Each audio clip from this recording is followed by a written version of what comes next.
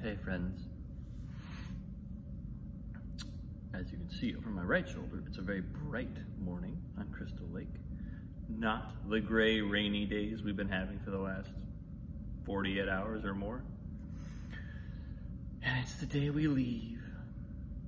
It's been one of my lifelong observations that the day you leave is always a perfect day. On the lake, it's just a day that says, come back sometime soon. Doesn't always happen that way. Sometimes it rains when you leave, but and I had a beautiful morning routine just now, and what showed up, you know, was another lesson, I guess, that I'm extracting from my time with Annalise, and you know, because that time is now coming to an end, we're flying home today. I mean, I'm still going to be spending a lot of time with her over the next week because she's not in school yet, but this intense time of being up here pretty much on our own always has a major effect on me, and it always has an incredible deepening effect on our connection. And I think it's growth for her. I think she manifests a kind of growth when she has to let go of her mom for a week or so.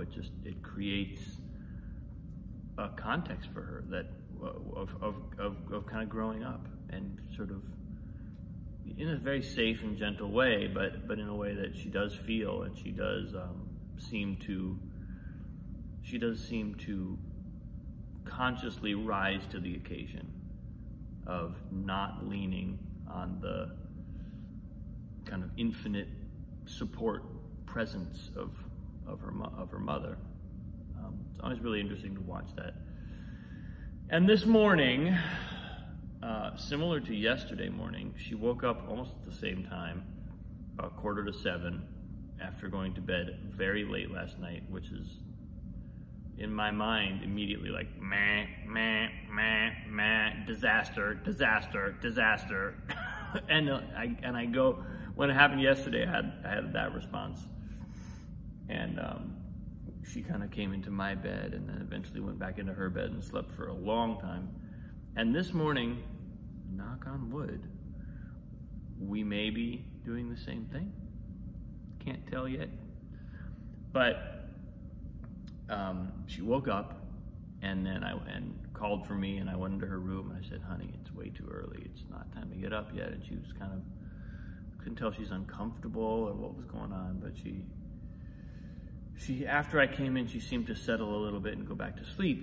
But there's this, but after that, I came back into my room, and this is the point that I'm trying to make in a roundabout way. I lie down in my bed, and I'm like, oh God, I just want to get a little more rest. And immediately, as soon as I start to relax, she makes noise.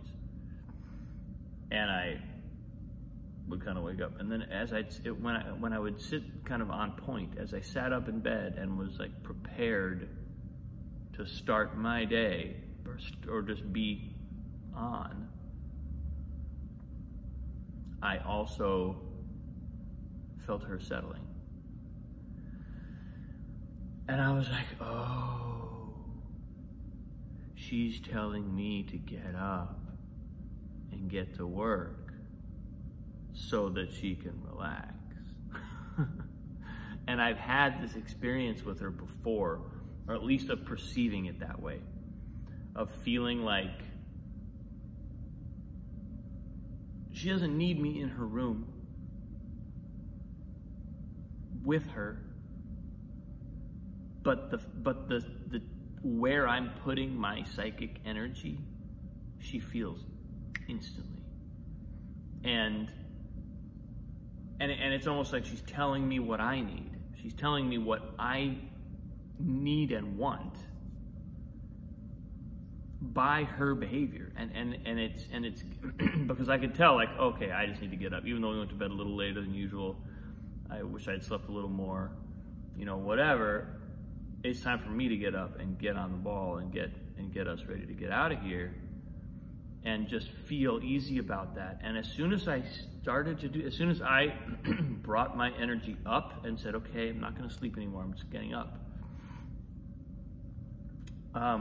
I felt her energy settle. It was like an instant response. And it's just one of the most amazing things about parenting, that's how it works, that's how we communicate. There are these unspoken imperatives, or unspoken messages that we give each other. And especially when you're working with a child, with a young person, there's this sense that,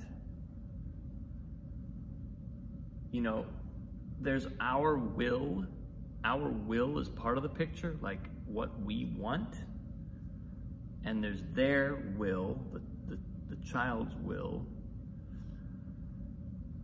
But there's also like a conductor. I imagine like an orchestral conductor or an architect overseeing. And that presence is really palpable, of a higher force at play, creating a logic or imbuing our circumstances with a kind of logic that we can pick up on and that we can follow, that we can wield ultimately, if we will listen. And it's different from our will. It is not our will. It is something else. It is a higher will. And it's just, this has happened to me a couple other times with her. I mean, a number of times, I guess. Especially when she was younger and she was less verbal, that I would just perceive energetically, she needs me to do this. And a lot of times, this happens, now that I'm kind of thinking about it, happens at home too with my morning routine.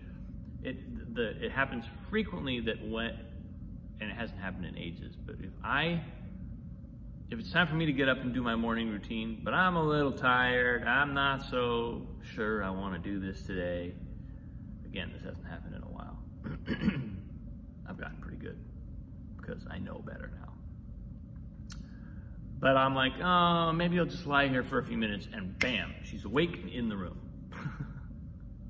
Whereas if I will get up and go and do my thing and take the time, put my energy where it belongs, where I really put my energy in a place where it serves me best, and of course ultimately also her and my wife and everybody best. If I do that, she gives me the space by continuing to sleep. It's obviously not a conscious choice. It's like there's a conductor. It's like there's a higher logic to the picture. And the only barrier is our own will kind of getting in the way and saying, but I want this right now.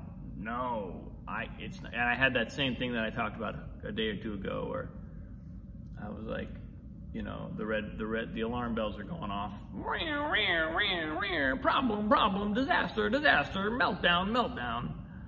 And like, because I wake up at 6:45. She's awake. She went to bed after 11 o'clock.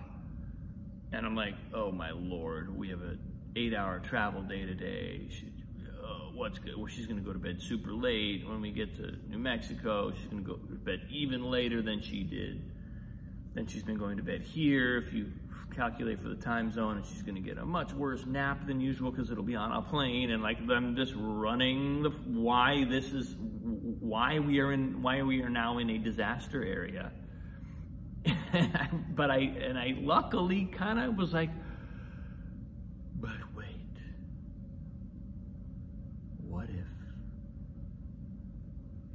she'll be, what if I don't need any more rest? Interesting thought. Hadn't thought of it that way. What if I'm okay to get up and start doing this? And all I have to do is kind of get over that initial hump. And as soon as I did that, it was literally like I stood up, she settles. I lay down, she starts to flare up. Wait, I come up, she settles. Maybe she's settled. Maybe I can go to sleep again. No. It was like so. It's like levers on a machine. It was truly, again, I've had that experience before. It's truly, it's a very direct relationship. It does not feel like a figment of my imagination. It feels very real. So I guess that's where I am this morning as we prepare to leave. It's been a lovely, lovely time, as I said. And yeah, man, some time to really, really lean into parenting as where I'm putting my energy is really, it's really always so much fun. And I'm developing a sense of the rhythm that happens between how I use my energy in that way and then coming back into my more business-oriented work life, creative work. There's a flow there that I'm starting to get a sense of that feels really good. So that's where I am. I'll probably speak about that more as I get back home and really dive back in. Appreciate you so much. So much. Thanks for watching. Much love. I'll see you tomorrow.